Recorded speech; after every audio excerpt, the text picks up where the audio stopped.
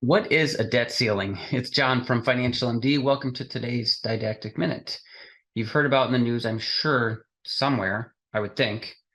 Although, of course, you are a doctor, so there's probably a lot of things that you don't know about that are going on in the real world because you're so deep into schedules and rounds and patients and academia and all that stuff. So I'll fill you in real quick. For the last couple of months, we've known that to borrow more money as a country, which apparently we need to do, so says one side of the aisle, we have to raise the debt ceiling. So it's like you have a credit card. They give you a certain credit limit, $3,000 a month. That's the most you can spend. If you try to spend more than that, your card will get declined. Well, essentially, that's what's going to happen as we try to borrow money from other countries. We are going to get rejected by Congress to do that because the credit limit has been hit, or the debt ceiling, as they call that.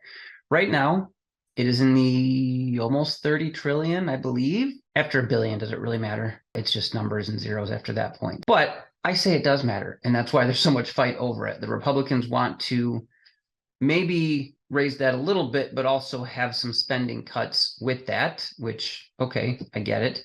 The Democrats apparently want to just raise the debt ceiling, no compromise involved. And so here we go, round and round the road we go.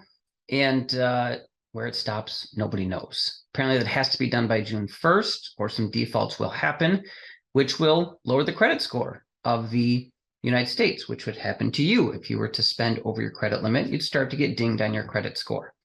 So in terms of people, that affects who's going to lend you money, whether you can buy a house, whether you can get a mortgage, whether you can get other credit cards, car loans, any of those kind of things. Same thing for a nation, apparently. It's going to affect our ability to still borrow money and the value of the bonds that we issue. Right now, the United States is the most highly rated country in the world in terms of the value of our bonds. They're AAA rated, the highest you can go.